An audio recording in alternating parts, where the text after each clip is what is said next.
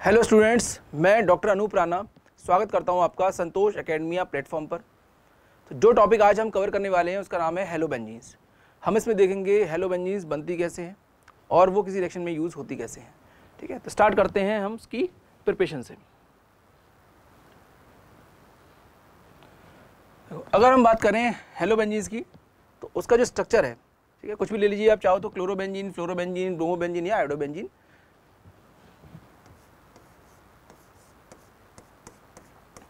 ये है क्लोरोबेंजीन और ये है आपका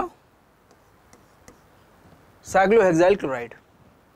यहाँ पर अगर हमें तुलना करनी हो किसकी, कार्बन क्लोरीन के बॉन्ड लेंथ की, हम यहाँ पर बॉन्ड लेंथ देखने वाले हैं। ठीक है, इससे पहले कि हम एंट्री करें उससे पहले थोड़ी बातें कर लेते हैं कार्बन क्लोरीन के बॉन्ड लेंथ की। तो जो क्लोरोसाइक्लोहेक्सेन है या साइक्लोहेक्साइल क्लोराइड है उसका कार्बन क्लोरीन का बॉन्ड जो है रिलेटिवली लंबा है, ये लॉन्ग है। क्यों? क्योंकि ये सिंगल बॉन्ड है। ये वाला बात करें हेलोबेंजीन की, जिसमें क्लोरोबेंजीन है, ये बॉन्ड छोटा है। कारण क्या है? इसमें रेजोनेंस हो रहा है। हालांकि रेजोनेंस बहुत अच्छा नहीं है क्योंकि जो इंटरेक्शन है वो अच्छा नहीं है। 2p और 3p का इंटरेक्शन अच्छा नहीं माना जाता है, इसलिए ये वाला जो रेजोनेंस है फ्लोरोबेंजीन के कंपेरिजन में थोड़ा पुअर है। पर हाँ, खाली से कंपेरिजन करें तो यहाँ रेजोनेंस हो ही रहा है, तो जिससे इसमें क्या पैदा हो गया है, पार्शियल डबल बॉन्ड कैरेक्टर। इसमें पार्शियल डबल बॉन्ड है, जिसकी वजह से ये वाला बॉन्ड रिलेटिवली कैसा है, मजबूत भी है और छोटा भी है। ये शॉर्ट है और यही स्ट्रॉन्ग भी है। तो कोई कंपैरिजन करे, कोई पूछे आपसे कि बताओ कार्बन क्लोरीन की बॉन्ड लेंथ किस में ज़्यादा लंबी होगी या किस में छोटी होगी, तो आप बता देना कि हेलोबेंजीन्स की जो बॉन्ड लेंथ है वो रिलेटिवली छोटी होती है एज़ कम्पेयर टू जो साइक्लोहेक्साइल क्लोराइड या ब्रोमाइड या आयोडाइड, कुछ भी बात करें आप, इसकी तुलना में ये वाला बॉन्ड छोटा है ड्यू टू रेजोनेंस। अब देखते हैं कि ये बनते कैसे हैं, इनकी प्रिपरेशन की बात करते हैं। बेंजीन है हमारे पास। बेंजीन में अगर हम Cl2 इसके संग डालें FeCl3 तो बनता है क्लोरोबेंजीन, आपको मिलेगा क्लोरोबेंजीन।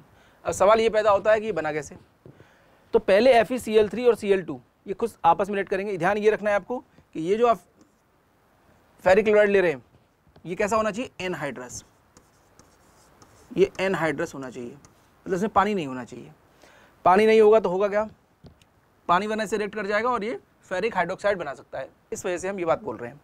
पहले आपस में रिएक्ट करेंगे तो FeCl3 रिएक्ट करता है Cl2 के साथ, इनके पास है लोन पेयर।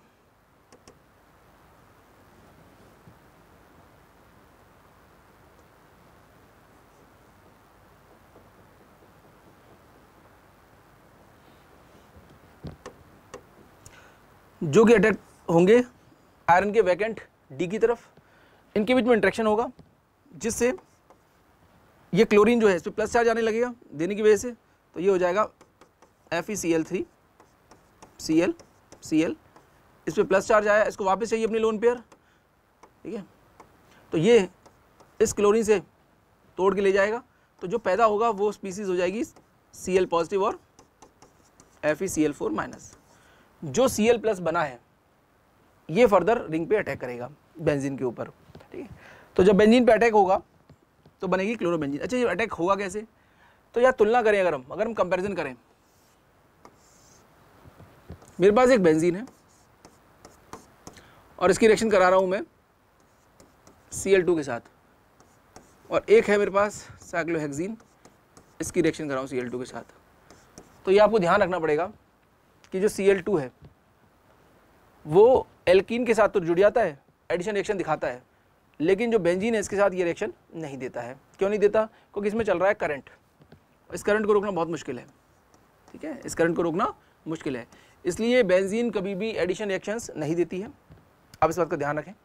तो बेंजीन देती क्या है, बेंजीन हमेशा सब्स्टिट्यूशन रिएक्शंस देगी। ठीक है, हाँ, इसमें करंट नहीं चल रहा है तो इसमें Cl जो है आराम से जुड़ जाएगा, जो कि अपोजिट जुड़ता है, जो कि एंटी जुड़ता है। ठीक है, यहाँ पर नेबरिंग ग्रुप पार्टिसिपेशन होगा, आप चाहो तो इसमें सॉल्वेंट भी यूज़ कर सकते हो, CCl4 इसमें सॉल्वेंट लिया जाता है। इसका जो मैकेनिज्म है पूरा, जितने भी ये इलेक्ट्रोफाइल्स हैं जो Cl प्लस बनाए, ये क्या है, दिस इज इलेक्ट्रोफाइल। ये एक इलेक्ट्रोफाइल है, वो भी कैसा, चार्ज इलेक्ट्रोफाइल। ये न्यूट्रल नहीं है, ये एक चार्ज इलेक्ट्रोफाइल है, तो चार्ज इलेक्ट्रोफाइल है, काफ़ी रिएक्टिव है, इसी वजह से ये करंट को रोक पाता है बेंजीन के, नहीं तो एक न्यूट्रल इलेक्ट्रोफाइल इस पर अटैक नहीं कर सकता। न्यूट्रल को रोकना है तो आपको सामने न्यूट्रल चाहिए जिसमें करंट ना चल रहा हो, चलते हुए करंट को रोकना है पाई के तो आपको चार्ज इलेक्ट्रोफाइल चाहिए, ठीक है, जो कि इसके संग एक व्हील एंड कॉम्प्लेक्स बना लेगा। तो इसका मैकेनिज्म अगर हम देखें तो मैकेनिज्म कुछ ऐसा होगा,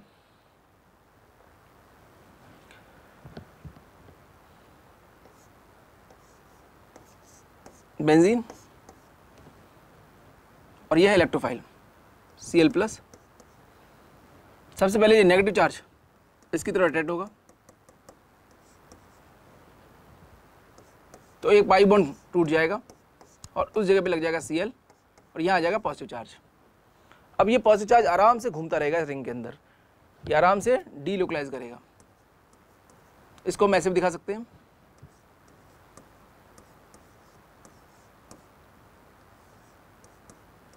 इस तरीके से। अगले स्टेप में घूमने के बाद यहां से H निकल जाएगा H+ के रूप में, और नेगेटिव और पॉजिटिव मिलकर क्या बना लेंगे, वापस से पाई बॉन्ड फॉर्म कर लेंगे, ठीक है। तो आपको जो है क्लोरोबेंजीन यहाँ पर फॉर्म हो जाएगी। ग्राफिकली इसको समझें तो ग्राफिकली कुछ इस तरह से बनेगा। ये यहाँ पर है पोटेंशियल एनर्जी, यहाँ पर है प्रोग्रेस ऑफ रिएक्शन,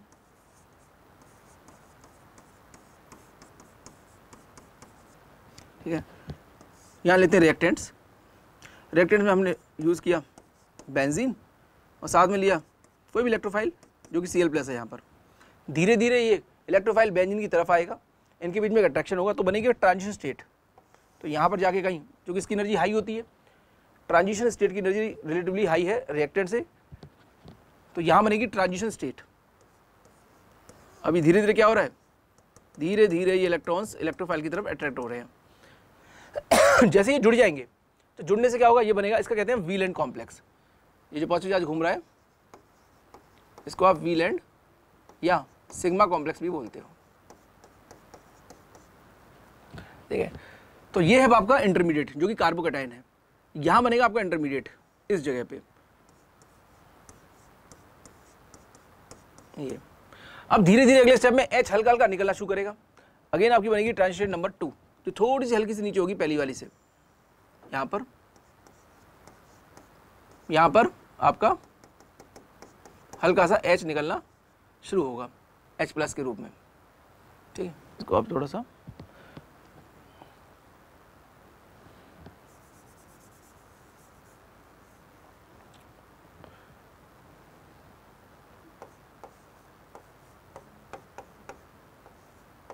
ये जो H है यहाँ से जाना शुरू होगा, जैसे ये पूरी तरह से निकल जाएगा तो आपकी एरोमेटिसिटी रीगेन कर लेगा मॉलिक्यूल, तो यहाँ जाके आपका प्रोडक्ट बन जाएगा, ठीक है। H यहाँ से बाहर हो गया। तो ये ग्राफ आपको बिल्कुल क्लियर होना चाहिए कि यहाँ पर बनी है आपकी ट्रांजिशन नंबर 1, इधर बनी है ट्रांजिशन नंबर 2, यहाँ पर बना है आपका इंटरमीडिएट, ये आपका इंटरमीडिएट है, ठीक है। तो ये तीनों चीज़ों आपको ध्यान रखना है, ये बहुत ही इंपॉर्टेंट है, क्या चीज़ कहाँ फॉर्म होगी, ठीक है। बाकी प्रोडक्ट हमेशा रिएक्टेंट से ज़्यादा अच्छा होगा, ज़्यादा स्टेबल होगा, तो लो एनर्जी पे होगा, ठीक है। अब हम बात करते हैं कि क्लोरोबेंजीन हम या हेलोबेंजीन हम कैसे कैसे और बना सकते हैं।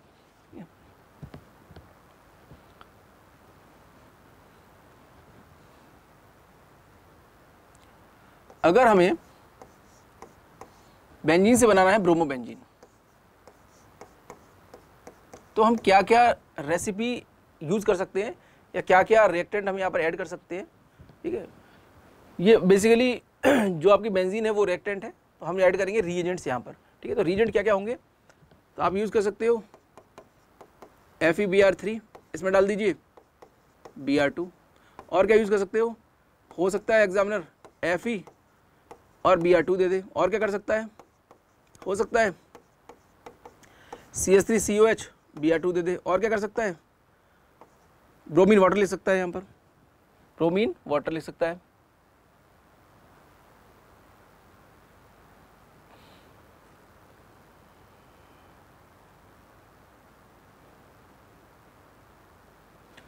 यहाँ पर ब्रोमीन वाटर बना सकता है वो, जैसे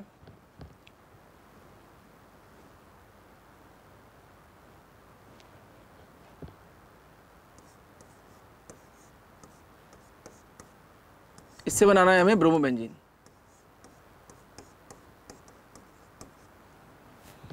बेंजीन से ब्रोमोबेंजीन, तो क्या क्या चीज़ें हो सकती हैं? Br2 प्लस FeBr3 और Br2 plus acetic acid. Next bromine water, aqueous Br2, या फिर Fe और Br2, या ब्रोमीन वाटर भी यहाँ ऐड कर सकते हैं, ब्रोमीन वाटर। ठीक है, तो ये सारी चीज़ें यहाँ पर हो सकती हैं। तो बेंजीन से ब्रोमोबेंजीन बन गई। अगर आपको बेंजीन से बनानी है आयोडोबेंजीन,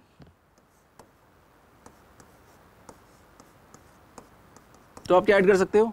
आप डाल सकते हो ICl plus FeCl3।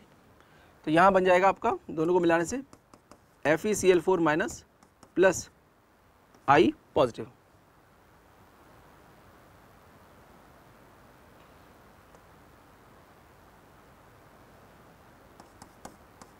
I positive.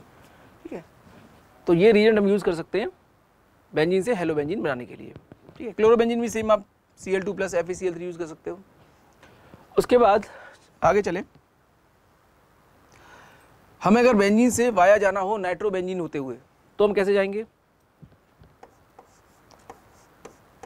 Benzene का कराइए नाइट्रेशन, H2SO4 प्लस HNO3, दोनों होने चाहिए कंसंट्रेट। दोनों के मिक्सचर से बनेगा NO2, वो अटैक करेगा बेंजीन के ऊपर और ये बन जाएगा नाइट्रोबेंजीन। तो एक्चुअली ये बना कैसे? H2SO4 और HNO3 को जब हम मिलाएं, H2SO4 जो है ज़्यादा एसिडिक है एज कंपेयर टू HNO3। तो H2SO4 यहाँ एसिड होता है, तो मजबूरी में जो नाइट्रिक एसिड है वो बेस बन जाता है। जैसे ही H प्लस देगा इसको, तो यहाँ से वाटर निकल जाएगा H2O बन के, और ये बन जाएगा NO2 पॉजिटिव प्लस H2O, और ये जो NO2 प्लस बना है ये रिंग पे अटैक करता है। ठीक है, नाइट्रेशन हो गया। अब नाइट्रेशन जो नाइट्रोबेंजीन बनी है, इसका आप क्या कर सकते हैं? इसका आप कर सकते हैं रिडक्शन। ठीक है, तो इसको बना दीजिए एनिलीन, इसमें क्या डाल दीजिए? टिन और HCl। ठीक है, और चाहें तो आप FeSC डाल सकते हैं, और चाहें तो आप H2PDC ले सकते हैं।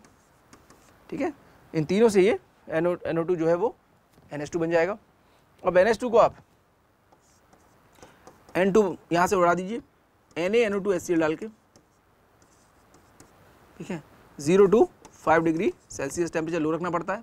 ठीक है, तो ये बन जाएगा benzene diazonium chloride, N2 plus Cl minus.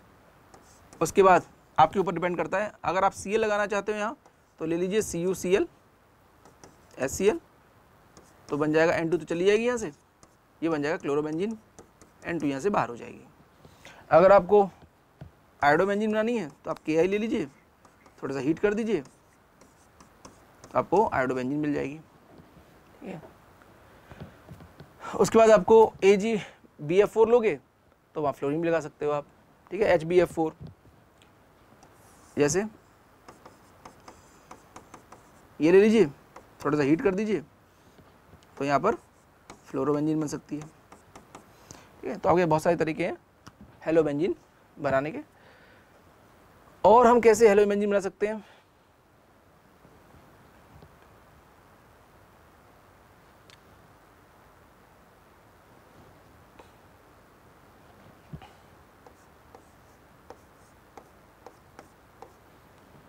Benzene, अगर हम बेंजीन में डायरेक्ट Cl2 डालते हैं तो ये रिएक्शन नहीं होती है। डायरेक्ट Cl2 डालिए या डायरेक्ट Br2 डालिए, डायरेक्ट I2 डालिए, ये रिएक्शन आपको देखने को नहीं मिलेंगी। ठीक है, ऐसी रिएक्शन आज तक नहीं मिली देखने को। हाँ, आप ऐसा कर सकते हो कि बेंजीन से आप पहले, अगर आप बेंजीन से फिनॉल बनाना चाहते हो,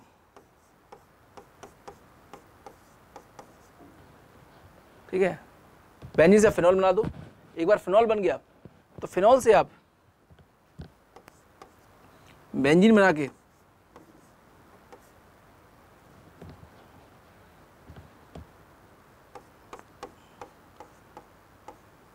ठीक है क्लोरोबेंजीन बना सकते हो।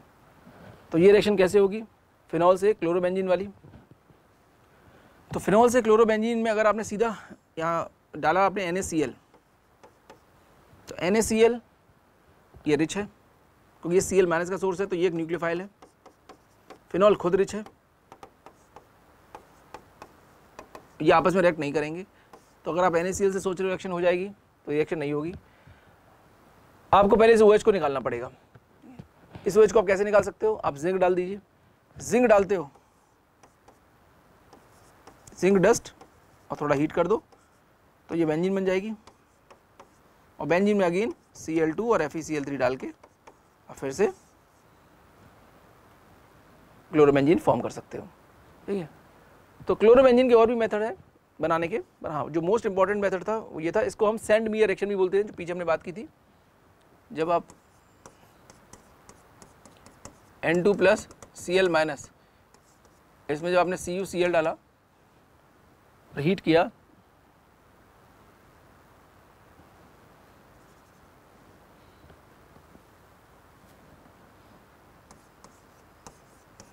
इसे बोलते हैं हम सेंड मियर रिएक्शन।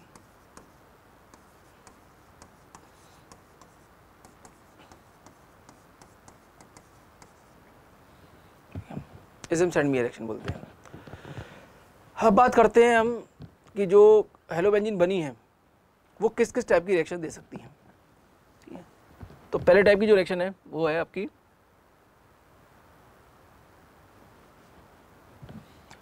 हाइड्रोलिसिस।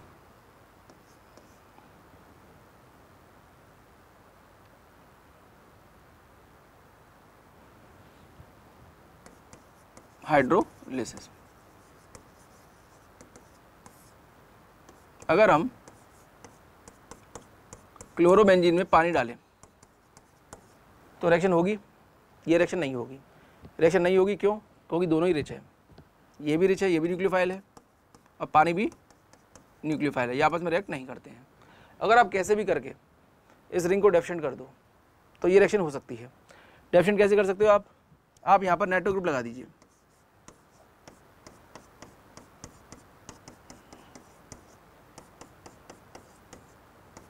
अगर आप ऑर्थो और पैरा पोजीशन पे नाइट्रो ग्रुप लगा देते हो तो यहाँ पर रिंग डेफिशिएंट हो जाएगी। अब रिंग डेफिशिएंट हो जाएगी तो आप आराम से वाटर का यहाँ पर या न्यूक्लियोफाइल का किसी का भी अटैक करा सकते हो। अब इसकी हाइड्रोलिसिस रूम टेम्परेचर पर ही हो जाती है। ठीक है, मतलब OH आएगा और Cl यहाँ से निकल जाएगा। ये रिएक्शन पॉसिबल है।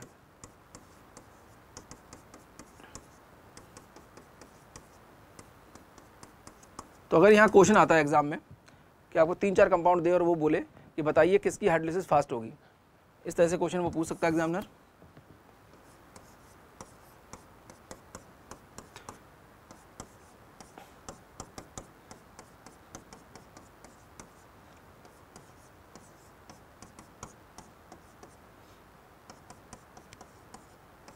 रिंग जितनी डेफिशिएंट होगी न्यूक्लियोफाइल के अटैक करने के चांस उतने ही ज़्यादा रहेंगे। जैसे ये 4 कंपाउंड मैंने लिए और मुझे यहाँ बताना है रेट ऑफ हाइड्रोलिसिस, किसका हाइड्रोलिसिस फास्ट होगा। तो आपको बस ये देखना है यहाँ पर कि कौन सी रिंग जो है ज़्यादा डेफिशिएंट है। रिंग अगर ज़्यादा डेफिशिएंट होगी तो उस पर न्यूक्लियोफाइल जल्दी अटैक कर जाएगा। तो इन चारों में आपने 3 NO2 लगा रखे हैं, तो ये तीनों रिंग से खींचेंगे तो यहाँ ढेर सारा पॉजिटिव चार्ज पैदा हो जाएगा, जिससे यहाँ पानी आराम से इस पर अटैक कर सकता है। वाटर यहाँ पर जल्दी अटैक कर जाएगा।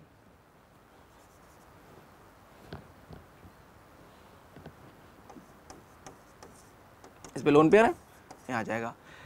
यहाँ 2 ही NO2 है, यहाँ 1 NO2 है और इसमें एक भी NO2 नहीं है, तो रेट हो जाएगा इसमें हाइड्रोलिसिस का 4, 3, 2, 1 का हाइड्रोलिसिस होता ही नहीं है, उसको तो लिखना भी नहीं चाहिए यहाँ पर फिर भी तुलना करेंगे तो फर्स्ट जो है सबसे लास्ट में आएगा। इसी तरीके से कुछ और चीज़ें भी यहाँ पूछ सकता है वो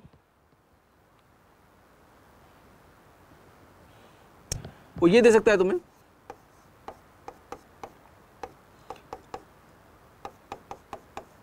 अगर उसने लीविंग ग्रुप चेंज कर दिए और फिर पूछता कि बताइए किसकी हाइड्रोलिसिस फास्ट होगी, तो आप क्या जवाब देंगे?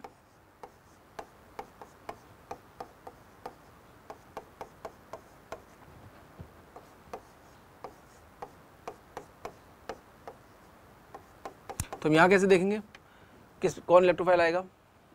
तो आप ये देख लीजिए कि किस में प्लस चार्ज ज़्यादा है। तो फ्लोरीन का इलेक्ट्रोनेगेटिव माइनस आई इफेक्ट सबसे ज़्यादा होता है, जिससे होगा क्या, फ्लोरीन सबसे ज़्यादा इलेक्ट्रॉन खींचेगा। अब अगर ज़्यादा इलेक्ट्रॉन खींचेगा तो यहाँ ढेर सारा पॉजिटिव चार्ज पैदा हो जाएगा, जिससे वाटर जो है यहाँ पर जल्दी अटैक कर देगा।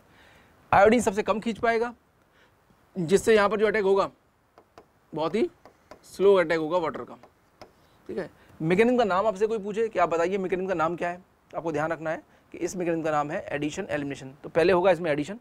एडिशन किस तरह से, सबसे पहले यहाँ एडिशन होता है। यहाँ लीविंग ग्रुप की टेंडेंसी देखोगे तो ये गलत हो जाएगा। वैसे लीविंग ग्रुप में तो आयोडीन अच्छा है, पर लगने में फ्लोरीन वाली जगह पे पहले लगेगा वो। तो आप इसे तोड़ दीजिए प्लस में और माइनस में और चेक कर लीजिए इसमें वाटर आ गया। मान लो मैंने यहाँ वाटर जोड़ दिया। नेगेटिव चार्ज ज़्यादा स्टेबल किस में है, इस वाले में ज़्यादा स्टेबल है, मतलब इस तरीके से है, ऐसे कह सकते हो आप।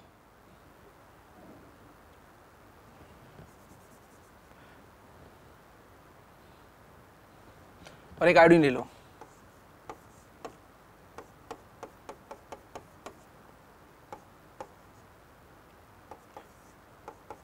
प्लस चार्ज ज़्यादा होगा वहीं वाटर पहले आएगा। तो फ्लोरीन के माइनस आई होने की वजह से हुआ क्या है, यहाँ बहुत ज़्यादा प्लस आने की वजह से यहाँ पर वाटर का अटैक जल्दी हो गया है, तेज़ी से हो गया है। इसी वजह से जो रेट ऑफ हाइड्रोलिसिस है वो कुछ इस तरीके से होता है। जो फ्लोरोबेंजीन है ना, 4-नाइट्रोफ्लोरोबेंजीन सबसे तेज़ी से हाइड्रोलाइज होगा एज कम्पेयर टू 4-नाइट्रोआइडोबेंजीन। ठीक है, तो ये क्वेश्चन बहुत इंपॉर्टेंट है, बहुत ज़्यादा पूछा जाता है। रेट ऑफ हाइड्रोलिसिस या rate of nucleophilic substitution, aromatic nucleophilic substitution कहते हैं इसे। हाँ, ग्रुप चेंज करके अगर पूछता है तो ग्रुप की पोजीशन, भाई हो सकता है आपको ये पोजीशंस दे दे, एक NO2 मेटा पे लग जाए और एक में जो NO2 है वो ऑर्थो पे हो, और आपसे पूछे बताइए इन दोनों में किस पर अटैक जो है वो फास्ट होगा। तो आप इसे कैसे कर सकते हो, आप एक काम कीजिए, आप दोनों में पहले वाटर को जोड़ दीजिए, फिर देख लीजिए नेगेटिव चार्ज स्टेबल किस में है। तो एक बॉन्ड को तोड़ लेते हैं हम, इस वाले बॉन्ड को शिफ्ट कर देते हैं, यहाँ पर भी शिफ्ट कर दीजिए और चेक कर लीजिए इसमें स्टेबिलिटी ज़्यादा मिल रही है इंटरमीडिएट को। तो यहाँ प्लस आया, प्लस पे तो आ गया OH और ये नेगेटिव चार्ज है। क्या ये ज़्यादा रेजोनेंस स्टेबलाइज्ड है, या ये वाला यहाँ पर भी ऐड कर दीजिए आप OH को, और ये जो नेगेटिव चार्ज है कौन सा वाला नेगेटिव चार्ज ज़्यादा रेजोनेंस स्टेबलाइज्ड है। तो अगर इसकी बात करें तो ये यहाँ आएगा, ये नेगेटिव यहाँ, ये तो नेगेटिव NO2 तो जा ही नहीं रहा, तो यहाँ पर जो है यहाँ पर लेस रेजोनेंस स्टेबलाइज्ड ग्रुप में आता है इसका नाम। जबकि ये वाला बहुत अच्छा डिलोकलाइज हो रहा है, ये इधर यहाँ पे और घूमता हुआ NO2 तक जाएगा ये। तो ये कैसा हो गया, हाईली स्टेबलाइज्ड या हाईली रेजोनेंस स्टेबलाइज्ड।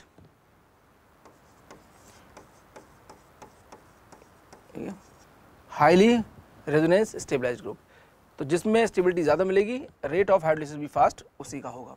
ठीक है, पानी के लगने के बाद जो नेगेटिव चार्ज बना आया है बेंजीन के ऊपर वो कितना ज़्यादा स्टेबलाइज्ड है, ज़्यादा स्टेबलाइज्ड होगा तो ज़्यादा स्टेबिलिटी मिलेगी। ठीक है, रेट जो है उतना ही फास्ट भी रहेगा। हो सकता है ग्रुप चेंज कर दें। कौन कौन से ग्रुप्स हो सकते हैं जो हाइड्रोलिसिस को सपोर्ट करेंगे, तो डेफिशिएंट होनी चाहिए। जैसे यहाँ पर NO2 हो सकता है, SO3R हो सकता है, साइनाइड हो सकता है, CHO हो सकता है, CO2R हो सकता है। ठीक है, माइनस हाइपर कॉन्जुगेशन वाले CH3 हो सकते हैं, ठीक है, CONR2 हो सकता है। तो कुल मिला के वो ग्रुप्स जो रिंग से इलेक्ट्रॉन डेंसिटी को अपनी तरफ खींचे, रिंग को डेफिशिएंट कर दें, जिससे न्यूक्लियोफाइल उस पर जल्दी अटैक कर जाए, वो सपोर्ट करेंगे एरोमेटिक न्यूक्लियोफिलिक सब्स्टिट्यूशन को। ठीक है, तो ये सारे ग्रुप कैसे हैं, ये सारे ग्रुप -R वाले हैं, जो इस जगह पे बहुत सारी डेफिशिएंसी पैदा कर देंगे और नेगेटिव चार्ज को स्टेबलाइज भी करेंगे, जिससे न्यूक्लियोफाइल यहाँ पर जल्दी अटैक कर पाएगा, ठीक है, उसकी निकलने को भी वो सपोर्ट करेगा, ठीक है। अब चलते हैं आगे।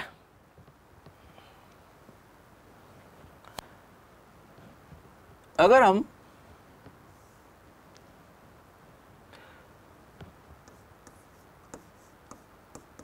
हेलोबेंजीन में बहुत स्ट्रॉन्ग बेस डाल दें, जैसे कि सोडा अमाइड जैसा, तो यहाँ पर क्या होगा? तो होगा ये कि जो बहुत स्ट्रॉन्ग बेस होता है वो sp2H को भी निकाल सकता है, इस हाइड्रोजन को। तो NaNH2 जो होता है ये क्या है? वेरी स्ट्रॉन्ग बेस है। बहुत स्ट्रॉन्ग बेस होने की वजह से ये क्या करेगा?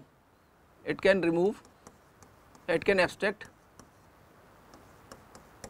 sp2CH को, ये एब्स्ट्रैक्ट कर सकता है या रिमूव कर सकता है, ठीक है। जिसकी वजह से होगा ये कि जो NH2 माइनस है ये इस H को निकालेगा और इस नेगेटिव की पुश से ये Cl निकल जाएगा, और इसके निकलने से जो आपका इंटरमीडिएट बनेगा वो बनेगी आपकी बेंजाइन, इसे बोलते हैं हम बेंजाइन।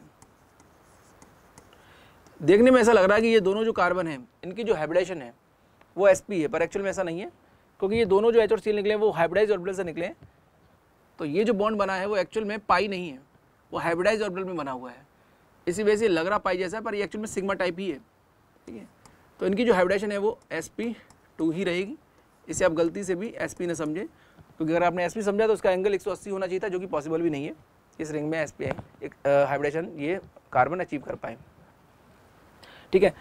तो ये कुछ ऐसे बने हुए हैं, कुछ ऐसे आप समझ सकते हो कि एक तो था भरा हुआ ऑर्बिटल, एक था खाली।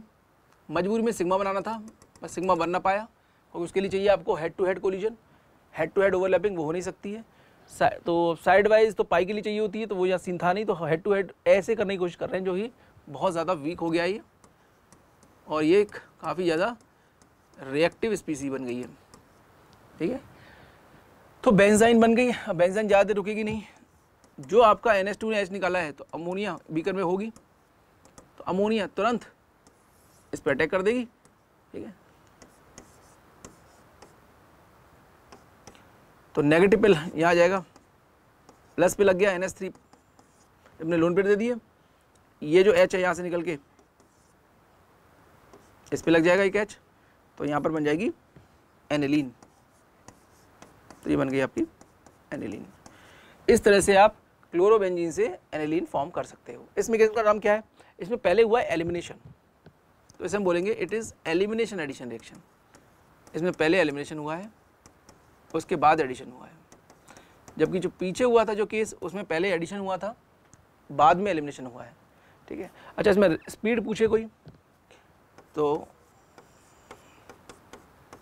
यहाँ पर चूंकि आपको एलिमिनेशन पहले देखना है, तो आपको देखना होगा जिसमें पुअर ओवरलैपिंग है वो जल्दी निकल जाएगा, फ्लोरीन, क्लोरीन, ब्रोमीन और आयोडीन। पुअर ओवरलैपिंग, आयोडीन बहुत बड़ा है, कार्बन छोटा है, ये वाला बॉन्ड काफ़ी कमज़ोर है, ये वाला बॉन्ड जल्दी टूटेगा।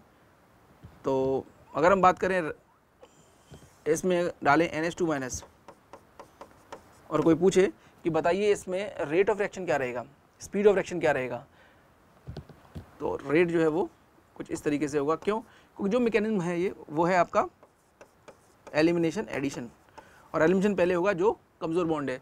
ये वाला बॉन्ड कैसा है? ये काफ़ी वीक है, और ये वाला बॉन्ड छोटा छोटा ओवरलैपिंग 2p2p, ये स्ट्रॉन्ग है, इसको तोड़ना मुश्किल है, ठीक है। तो कमज़ोर बॉन्ड पहले टूटेगा, तो पहले एलिमिनेशन होगा, पहले बेंजाइन बनेगी, तो पहले इसके अंदर न्यूक्लियोफाइल आ जाएगा, ठीक है।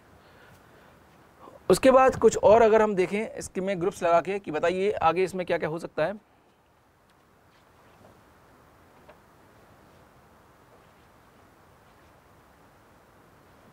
जैसे यहाँ ग्रुप लेते हैं OR, ठीक है, और मैं यहाँ लगाता हूँ Cl, और यहाँ ले लेते हैं हम NaNH2 माइनस, स्ट्रॉन्ग बेस लिया है। अब कोई पूछे कि बताइए प्रोडक्ट क्या बनेगा, तो हम इसे कैसे देखेंगे? तो हम यहाँ पर इस तरह से देखेंगे कि आपको पहले, क्योंकि मॉलिक्यूल ये सिमेट्रिक नहीं है, तो एक HA है और HB है, इन दोनों में से कौन सा हाइड्रोजन है जो ज़्यादा एसिडिक है? जो ज़्यादा एसिडिक होगा वो निकल जाएगा, ठीक है। तो इन दोनों को निकाल के चेक करते हैं कौन सा ज़्यादा एसिडिक है। अगर मैं H निकालता हूँ तो यहाँ नेगेटिव आएगा, और अगर मैं HB निकालता हूँ तो कुछ ऐसा स्पीसीज बनेगी।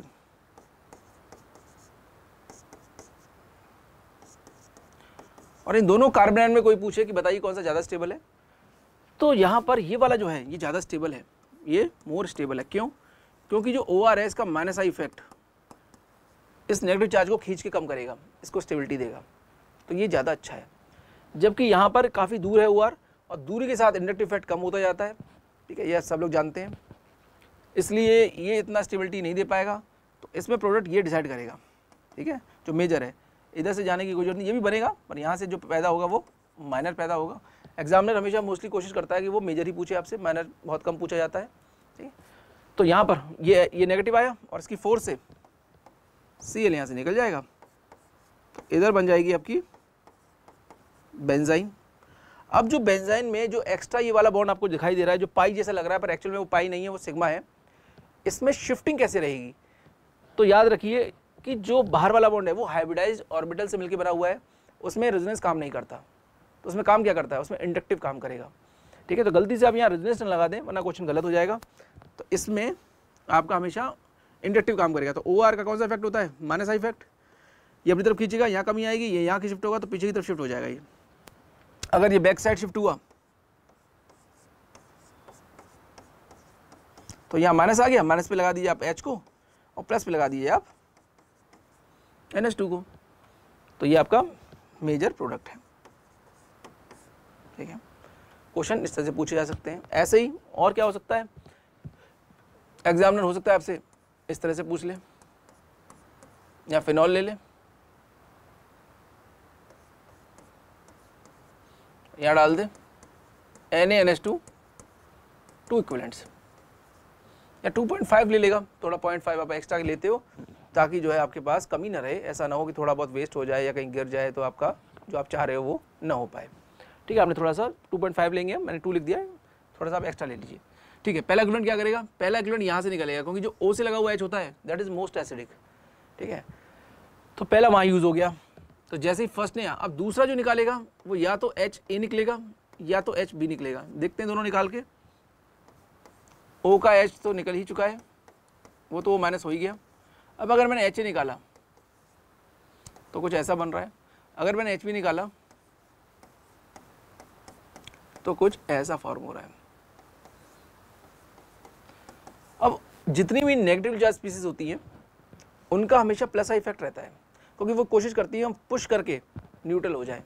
तो O माइनस का कौन सा इफेक्ट होगा? प्लस आई। अगर इसका प्लस आई इफेक्ट हुआ तो ये ऑलरेडी नेगेटिव है, तो आप इसको और बढ़ा दोगे, बढ़ा के इसको क्या कर दोगे आप? बढ़ा के इसको आप डीस्टेबलाइज कर दोगे, जो कि हम नहीं चाहते हैं। हम इसको स्टेबलाइज करना चाहते हैं, क्योंकि हम चाहते हैं इंटरमीडिएट जो आपका फॉर्म हो रहा है वो स्टेबल कितना है ये हमें देखना है इसमें, ठीक है। तो ये आपको खराब करेगा, तो ये आपका अनस्टेबल हो गया, तो ये बेसिकली फिर ये माइनर प्रोडक्ट बनाएगा। हाँ, ये बेटर है, क्यों? क्योंकि काफ़ी दूर है इससे ये, और दूरी के साथ इंडक्टिव इफेक्ट कमज़ोर होता जाता है या ख़त्म होता जाता है। अब ये कह लो चौथे कार्बन तक आते हैं तो बिल्कुल ही ख़त्म हो चुका होता है, तो यहाँ तक इसका कोई असर नहीं होने वाला है, तो ये बेटर है। अब अगले स्टेप में इसकी फोर्स से ये निकल जाएगा। तो जो बेंजीन फॉर्म हुई है वो कुछ यहाँ फॉर्म हो गई है। अब अगेन जो बाहर वाला बॉन्ड है वो लग आपको पाई जैसा रहा है, पर एक्चुअल में वो सिग्मा ही है, ठीक है। चाहे आपको देखने में न लग रहा हो, पर वो सिग्मा ही है, क्योंकि वो दोनों वो जो ऑर्बिटल्स हैं वो हाइब्रिडाइज थे, और हाइब्रिडाइज ऑर्बिटल जो होते हैं वो सिग्मा ही बनाते हैं, वो पाई नहीं बनाते हैं, ठीक है। तो ये वाला अब खिसकेगा, तो सिग्मा प्लस आई इफेक्ट ये इधर पुश कर रहा है, ये इधर धक्का देगा, ये यहाँ धक्का देगा, तो शिफ्टिंग नीचे की तरफ हो जाएगी इस पाई की। तो नेगेटिव वाले हिस्से में लग जाएगा H और प्लस में लग जाएगा आपका NH2। तो आपका जो मेजर प्रोडक्ट बनेगा, अच्छा यहाँ वर्कअप से बाद में H लगी जाएगा, उसकी टेंशन लेनी नहीं है, यहाँ लग जाएगा H, यहाँ लग जाएगा NH2, ठीक है। तो ये सारे क्वेश्चंस जो हैं ये काफ़ी इंपॉर्टेंट है, एग्जामिनर काफ़ी पूछता है इनको कि बताइए इसमें मेजर कौन सा है, माइनर कौन सा है, और इसमें अगर आपको थोड़ा सा भी अगर कन्फ्यूजन है कहीं पर तो गलत होना तय है, ठीक है। आपको नहीं पता कि बाहर का जो बॉन्ड है बेंजीन का वो हाइब्रिडाइज्ड का है, अनहाइब्रिडाइज्ड का है, वहाँ रेजोनेंस काम करेगा कि इंडक्टिव काम करेगा, शिफ्टिंग नीचे होगी ऊपर होगी, ठीक है। तो क्वेश्चन गलत होने के पूरे चांस है, ठीक है। तो आप बहुत सावधान रहें इन क्वेश्चन को अडेप्ट करते समय, ये इतनी मुश्किल है नहीं, बस समझने की बात है, ठीक है। चलते हैं आगे। अब अगर मान लो यहाँ कोई ग्रुप है CH3 टाइप का, यहाँ Cl है और यहाँ पर हमने डाल दिया कोई NH2-। मोस्टली जो बेस यूज़ होते हैं यहाँ पर या तो NH2- होता है या कुछ LDA या TBO के, ये बेस यूज़ किए गए हैं बेंजीन फॉर्मेशन में, ठीक है। तो LDA खुद तो एक बहुत पुअर न्यूक्लियोफाइल है, वो तो लगेगा नहीं, उसके संग फिर हमें अलग से न्यूक्लियोफाइल डालना पड़ता है ऐड कराने के लिए। पर हाँ NH2- एक न्यूक्लियोफाइल भी है और एक स्ट्रॉन्ग बेस भी है, ठीक है। तो यहाँ पर आपको अलग से नहीं डालना, जो अमोनिया बनाए वही अटैक कर देगा बेंजीन के ऊपर, तो यहाँ थोड़ा आसानी से रिएक्शन हो जाती है। हाँ अगर हम बात करें यहाँ तो ऑप्शन ही नहीं है इसके पास कोई, यही H है जो बचा हुआ है, कोई कन्फ्यूजन है ही नहीं, ये निकलेगा, अगले स्टेप में ये Cl निकल जाएगा। तो आपकी जो बेंजीन बन रही है वो कुछ ऐसी बनी है, ठीक है। अब यहाँ अगेन वो जो पाई बॉन्ड है वो पाई नहीं है, वो एक्चुअली सिग्मा ही है। तो यहाँ पर CH3 का प्लस आई इफेक्ट शिफ्टिंग, भाई जो आपका सिग्मा बॉन्ड है उस पर तो रेजोनेंस या हाइपर कॉन्जुगेशन काम ही नहीं करेगा, वह सिर्फ क्या काम करेगा, इंडक्टिव। तो आपको इंडक्टिव इफेक्ट आना चाहिए बेंजीन में, आप कुछ ना सोचें, सिर्फ इंडक्टिव ही सोचें, ठीक है। शिफ्टिंग नीचे की तरफ होगी। तो यहाँ पर आप NH2- ले सकते हो, LDL होते हैं तो फिर अलग से आपको अमोनिया डालनी पड़ेगी, ठीक है। या कुछ केसेस में देखा गया है TBO के, ठीक है, प्लस फिर अमोनिया डालनी पड़ती है क्योंकि वो बहुत बल्कि न्यूक्लियोफाइल है, वो भी लगना पसंद नहीं करता, ठीक है। तो आपका प्रोडक्ट जो बनेगा वो नेगेटिव पे लग जाएगा H और प्लस पे लग जाएगा आपका NH2, ठीक है। तो ये इसका मेजर प्रोडक्ट होगा, थोड़ा माइनर भी बनेगा, शिफ्टिंग जिसमें उल्टी हो जाएगी। मैं यहाँ पर आपको मेजर प्रोडक्ट ही बताना चाह रहा हूँ क्योंकि एग्जामिनर भी मेजर प्रोडक्ट ही पूछेगा, उसी में इसको इंटरेस्ट ज़्यादा रहता है, ठीक है। तो अब हम आगे चलते हैं।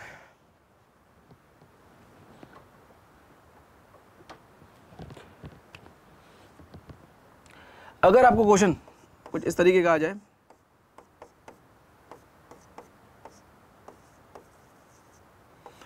और कोई कहे कि बताओ यहाँ हमने डाला NH2-, बताइए क्या बनेगा प्रोडक्ट, तो आप क्या बोलेंगे। तो यहाँ पर जो Cl है इसके साइड में कोई H ही नहीं है निकलने के लिए, तो ये रिएक्शन होगी कैसे, आप इस रिएक्शन कराओगे कैसे। तो ऐसी रिएक्शन नहीं, क्योंकि Cl के साइड में H होना जरूरी है, तो इस तरह की रिएक्शन नहीं होती है, तो आप ऐसी रिएक्शन ना करें, ठीक है। अच्छा ठीक है, तो ये तो हो गया जो हमने दो तरह की रिएक्शंस हमने कवर कर ली हैं, एक तो एलिमिनेशन एडिशन और एक addition elimination.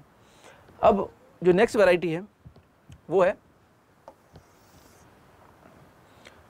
Aromatic electrophilic substitution. अगर हेलोबेंजीन है हमारे पास, कोई भी हेलोबेंजीन हो, देखिए मैं एक्स लिख दे रहा हूँ, और आप यहाँ पर कोई भी एनी इलेक्ट्रोफाइल, इलेक्ट्रोफाइल जनरली कौन से होते हैं, किस टाइप के हो सकते हैं, हो सकता है Cl2 FeCl3 हो सकता है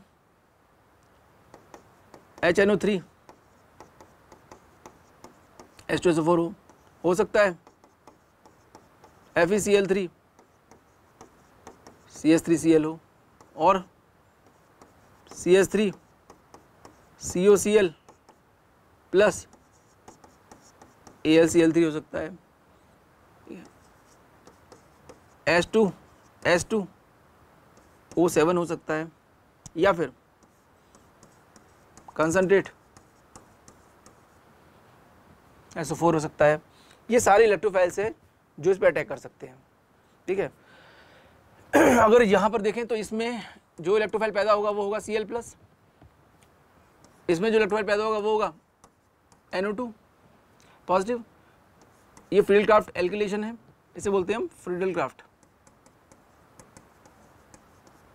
फ्रीडल-क्राफ्ट रिएक्शन।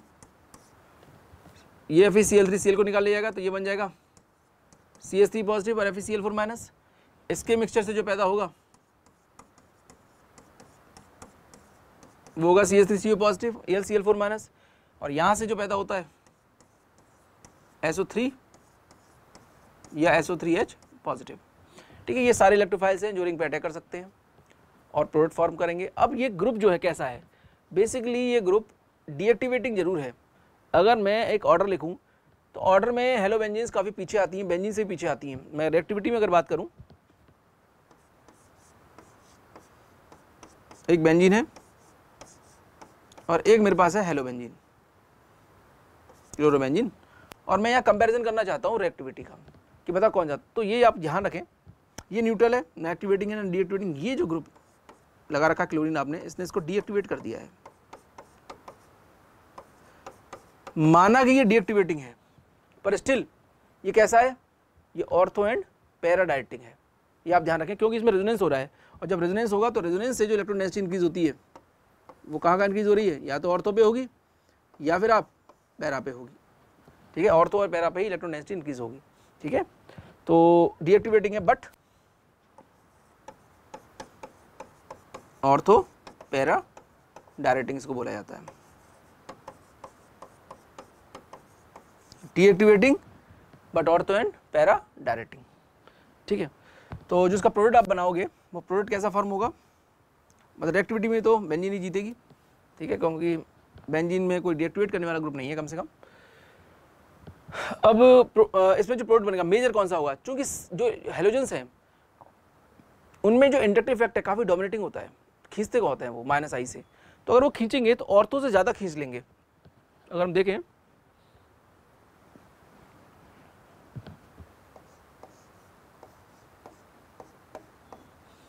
अगर यहाँ कोई हेलोजन है तो ये खींचेगा -I से, तो इस जगह पे डेफिशिएंसी रिलेटिवली ज़्यादा हो जाएगी, जबकि पैरा तक पहुँचते पहुँचते उसको उसका जो मैग्नीट्यूड है वो काफ़ी कम हो जाएगा।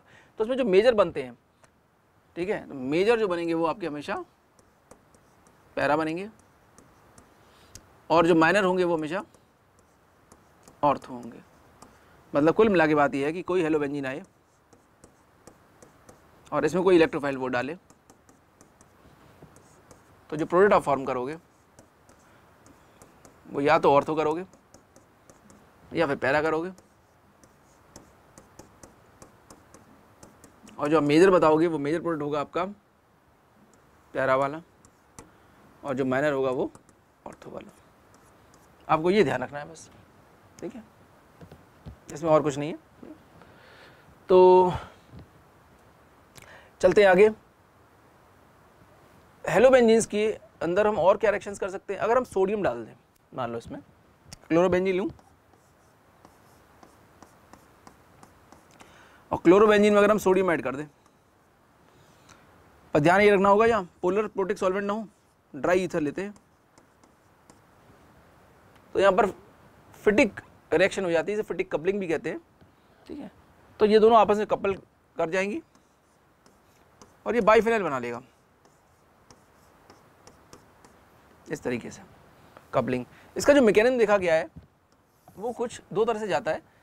कुछ बुक्स इसको ऐसे बोलती है कि शायद ऐसा हुआ है कि पहले X एक लीविंग ग्रुप है वो निकल गया है, तो ये बन गया R प्लस X-, फिर जो सोडियम है उसने एक इलेक्ट्रॉन दिया है,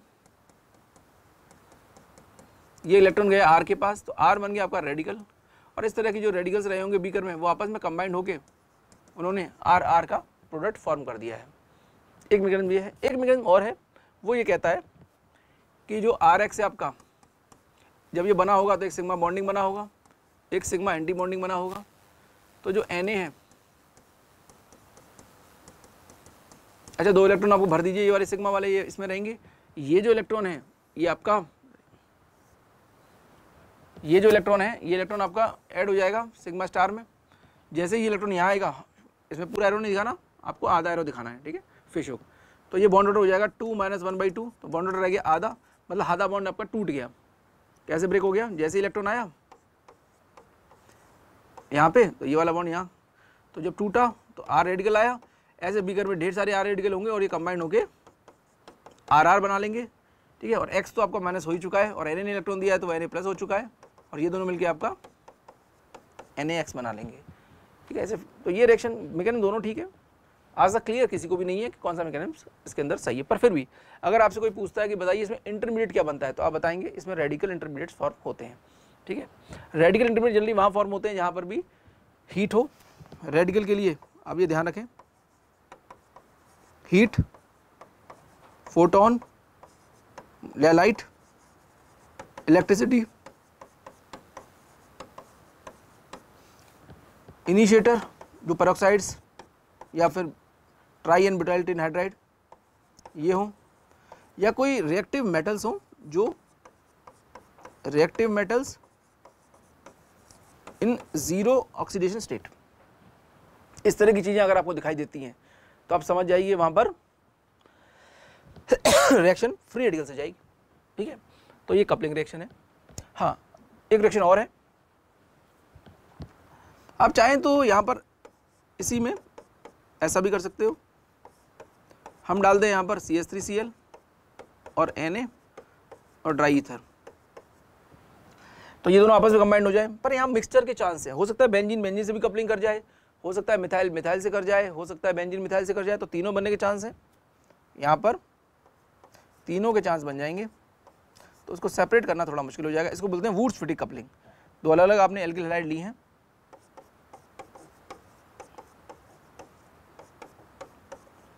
ठीक है,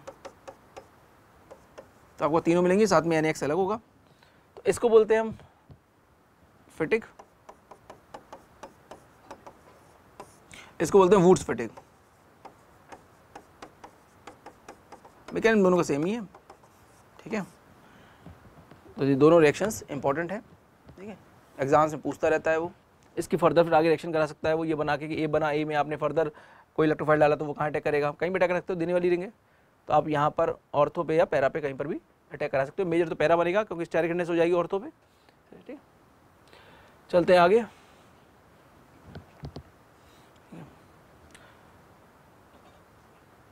अगर हम बात करें क्लोरोबेंजीन, इसमें डाला मैंने NaOH,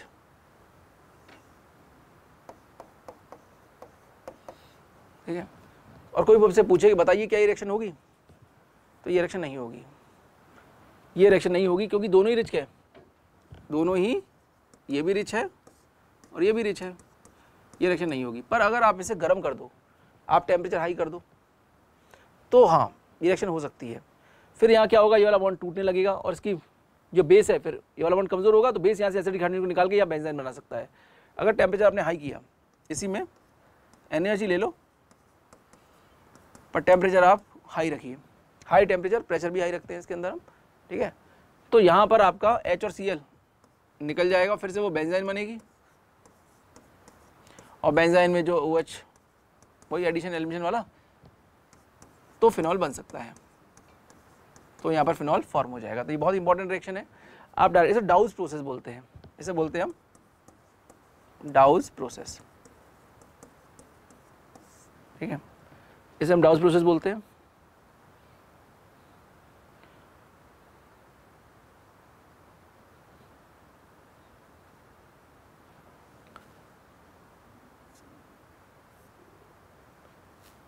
तो ये जो प्रोसेस था ये हम कर चुके हैं, इसके बारे में हमने डिस्कस कर लिया, ठीक है। देखिए ये वाला प्रोसेस, तो टेम्परेचर आप ध्यान रखिए कितना रखना पड़ा आपको, अच्छा खासा टेम्परेचर 350 डिग्री सेल्सियस टेम्परेचर रखा है, तब जाके रिएक्शन हुई, और प्रेशर भी आपको 200 एटमॉस्फेयर है ना, और हम लोग जो नॉर्मली जो अपने घर पे रहते हैं वो 1 एटमॉस्फेयर प्रेशर पे रहते हैं, ठीक है। तो रिएक्शन जाएगी किससे, थोड़ा ध्यान रखें आप, ये जाएगी आपकी वही, पहले एलिमिनेशन होगा, उसके बाद एडिशन, मतलब ये रिएक्शन किससे गई है, ये गई है वाया बेंजाइन, तो ये बेंजाइन से जाती है, ठीक है, इंपॉर्टेंट है। सेम अमोनिया, क्योंकि अमोनिया रिच है, अमोनिया क्लोरोबेंजीन पे हेलोबेंजीन पे रिएक्ट नहीं करेगी, पर हाँ अगर आप टेम्परेचर ज़्यादा रख दोगे तो ये वाला बॉन्ड टूट जाएगा, फिर से वही एलिमिनेशन एडिशन रिएक्शन आराम से हो जाएगा, पर टेम्परेचर और प्रेशर अगेन आपको ज़्यादा रखने पड़ेंगे। इस बार थोड़ा प्रेशर कम रखना पड़ा है, ठीक है, पर टेम्परेचर 200 डिग्री सेल्सियस इतना ही टेम्परेचर देना पड़ेगा इसको तोड़ना है तो, ठीक है।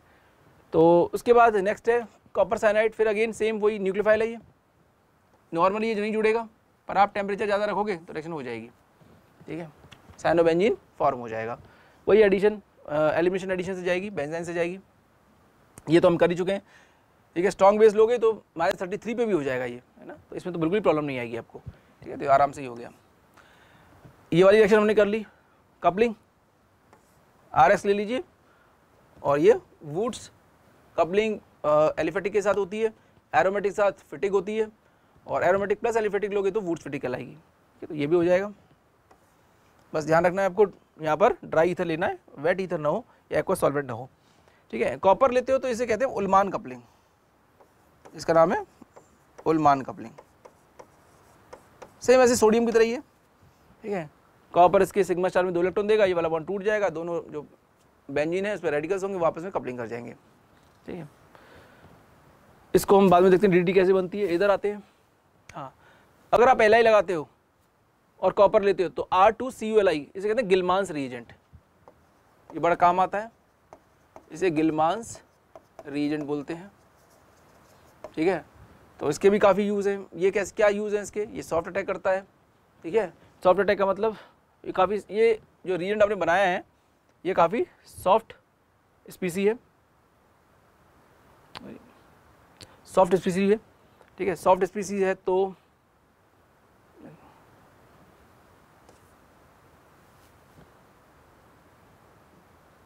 जैसे अगर मैं यहाँ गिलमांस रीएजेंट की बात करूँ,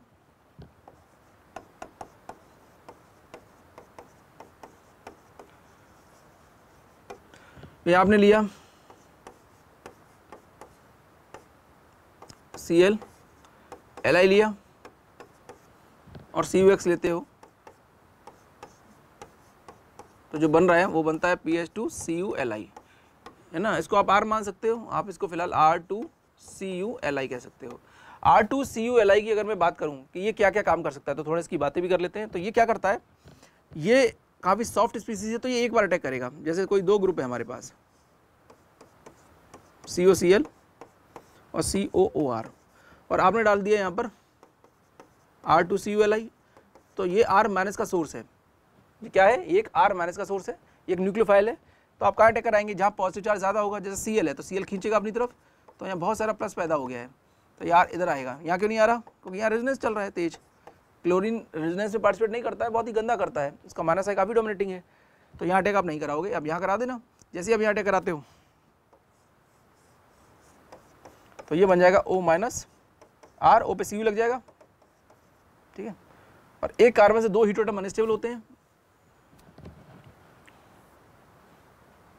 तो इसकी फोर्स से Cl यहाँ से निकल जाएगा, इधर कुछ होगा ही नहीं इस सेंटर पे, यहाँ रेजोनेंस चल रहा है, तो आपका जो प्रोडक्ट बनेगा वो कुछ ऐसा बन जाएगा, ठीक है। एक काम तो ये करता है ये। दूसरा, अगर आपके पास कॉन्जुगेट एडिशन के चांस हैं, इस सेंटर को हम बोलते हैं सॉफ्ट सेंटर और इस सेंटर को बोलते हैं हम हार्ड सेंटर। तो जो R माइनस है R2CuLi का, R माइनस सॉफ्ट अटैक करता है, ठीक है। इस नेगेटिव बाद में आप वर्कअप करके H लगा देना, तो जो प्रोडक्ट बनेगा आपका वो कुछ ऐसा फॉर्म हो जाएगा। यहाँ R लग जाएगा और बाद में पानी डाल के कॉपर वगैरह लग जाएगा O पे, फिर वो टोटमराइज करके बाद में हट के वहाँ पर H लगा देगा इस जगह पे। तो ये सॉफ्ट अटैक करता है ये। और क्या कर सकता है ये एपॉक्साइड ओपन कर सकता है, ठीक है। जैसे कोई इपॉक्सी है आपके पास,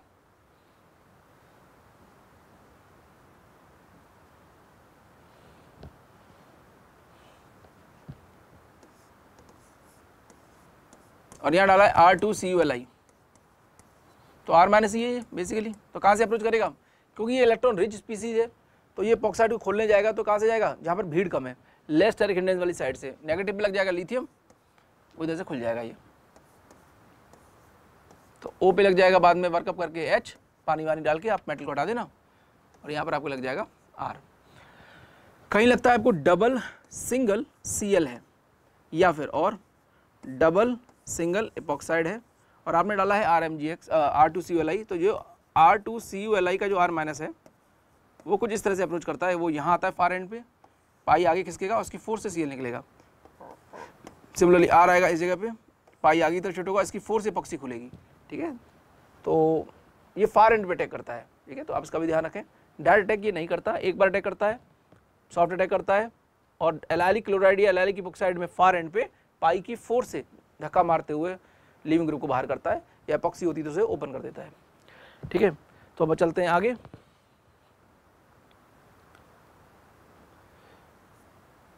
ऐसे ग्रेनाड भी बना सकते हैं हम, है ना। जैसे अगर हम बात करें ग्रेनाड की, RMgX की बात करते हैं। अगर आपके पास RX है